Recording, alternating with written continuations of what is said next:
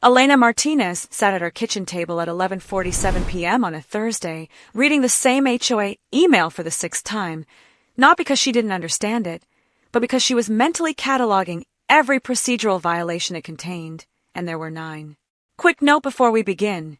This is a fictional, dramatized story for education and entertainment. Any resemblance to real people is coincidental. This story is inspired by common HOA situations people talk about online. All names and details here are fictional. Elena had lived in Oakwood Estates for 3 years without making waves, the kind of homeowner who paid dues early, kept her lawn maintained to exact specifications, and never once attended a board meeting because she genuinely believed that quiet compliance meant safety. Her husband James called her the human audit because she documented everything. Photos timestamped, emails saved in labeled folders, receipts filed chronologically, not out of paranoia, but because creating order helped her sleep at night.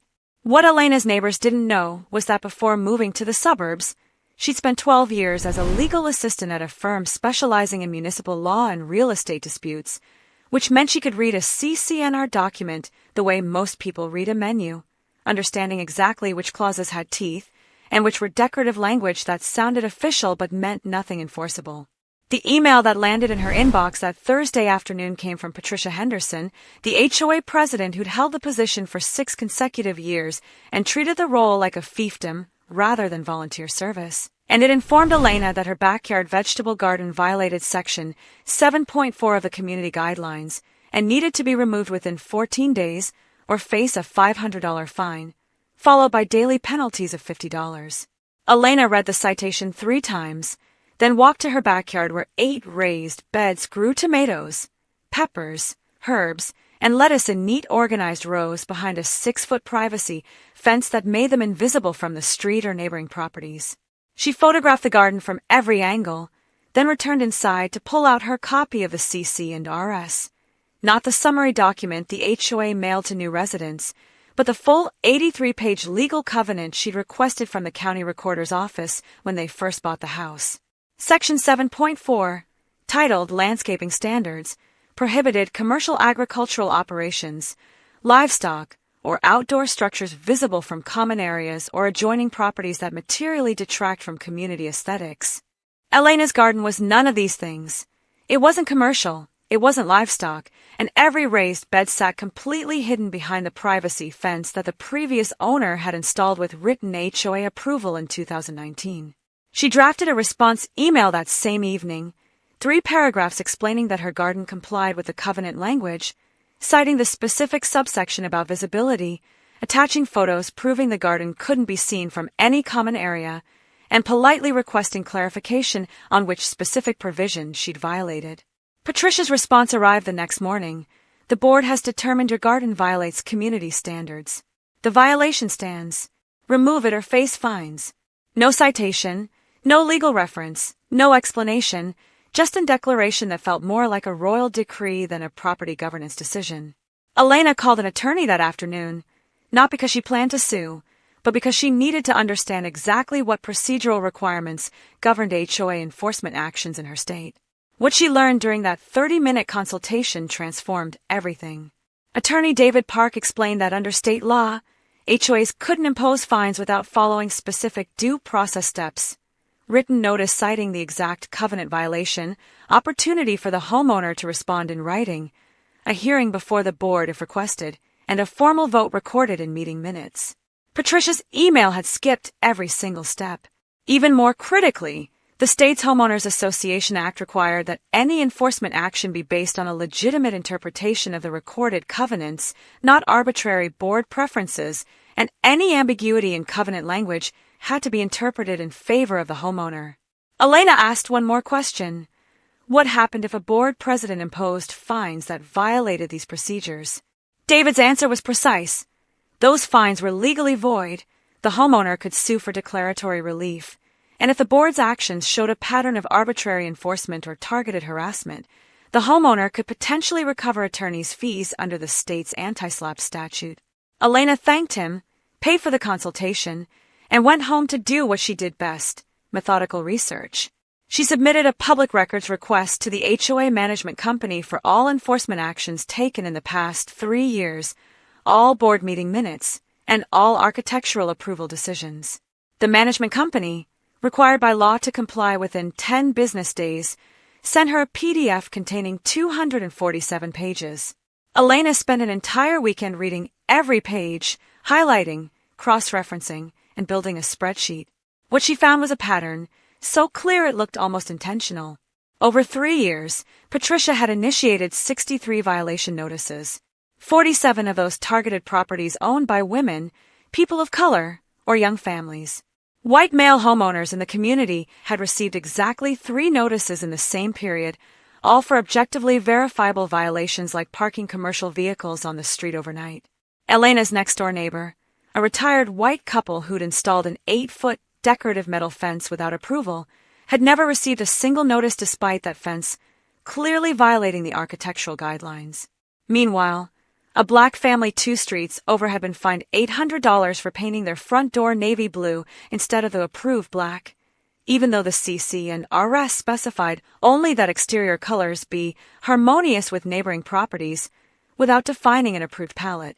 Elena documented 12 similar cases where Patricia's enforcement was inconsistent at best, discriminatory at worst. She compiled the spreadsheet, attached the relevant pages from the records request, and scheduled an appointment with David Park. What's striking about situations like this one is how rarely anyone in the HOA ever asks, who actually benefits from these rules? Elena's second meeting with the attorney lasted 90 minutes.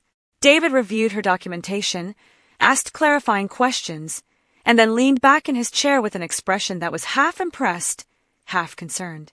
He explained that what she'd uncovered could potentially support claims under the Fair Housing Act if the enforcement pattern showed disparate impact based on protected characteristics, but proving intentional discrimination required more than statistics. It required evidence of discriminatory intent. Elena's garden violation alone wasn't enough for a federal case, but the pattern she documented could expose the HOA to significant legal liability if anyone filed a complaint. David asked what she wanted. Did she want to sue, file a formal complaint, or simply make the garden issue disappear? Elena's answer surprised him. She didn't want money, didn't want Patricia fired, didn't want drama. She wanted exactly one thing, for Patricia to follow the rules she claimed to enforce. Let us know in the comments which city you're watching from. If you're finding value in this video, please like, share, and subscribe. And if you've ever experienced a similar HOA or neighborhood situation, feel free to share your story in the comments. Elena spent the next week drafting an email, rewriting it 7 times until every word was precise, every claim documented, every tone perfectly professional. The final version was 1 page. It opened with a polite request to rescind the garden violation since it didn't cite any specific enforceable covenant provision. The second paragraph noted that she'd reviewed the HOA's enforcement records and observed what appeared to be inconsistent application of community standards. The third paragraph listed 4 examples, naming no individuals but citing specific addresses, dates, and the violations ignored versus the violations enforced. The fourth paragraph was 2 sentences. I'm confident this pattern is unintentional and reflects the challenges of volunteer governance rather than any discriminatory intent. However, if the garden violation is not rescinded, I plan to submit these findings to the State Attorney General's office and the Department of Housing and Urban Development for review under Fair Housing Act enforcement protocols. She CC'd the entire board, the HOA management company, and the community's insurance carrier. The email sent at 9:03 a.m. on a Tuesday. By 2:47 p.m., Elena received a response from the management company, not Patricia, stating that upon further review, the garden violation had been issued in error, the citation was rescinded, and the HOA apologized for any confusion. Patricia's name appeared nowhere in the email. At the next board meeting, which Elena attended for the first time in 3 years, Patricia announced she was stepping down as president effective immediately due to personal commitments. The board, suddenly aware that every decision they made could be scrutinized under public records law, voted unanimously to adopt a new enforcement policy requiring all violation notices to cite specific covenant sections, include photographic evidence, and offer a formal hearing process. 3 months later, Elena learned from her neighbor that Patricia had put her house on the market. The realtor's listing described it as a charming home in a quiet community with minimal HOA involvement. The irony wasn't lost on anyone. Elena's garden still grows behind her fence, completely invisible to the street, producing tomatoes and peppers that she shares with neighbors who started talking to her after the board meeting. She never filed a complaint with HUD, never hired David Park for anything beyond consultation, never posted about it on social media. She simply read the rules, documented reality, and wrote one email that made it impossible for Patricia to ignore what she'd spent 6 years pretending didn't exist, that the rules applied to everyone, including the person enforcing them. After everything Elena went through, sitting at her kitchen table at midnight reading covenant documents while her husband slept, methodically building a case she hoped she'd never have to use, the thing that finally changed Patricia's behavior wasn't a lawsuit or a public confrontation. It was one email that made the cost of continuing more expensive than the cost of stopping. We couldn't have written it better. If you want more stories where the unexpected actually happens, subscribe, and you won't miss a single one. Drop a like if this one surprised you. We read every comment.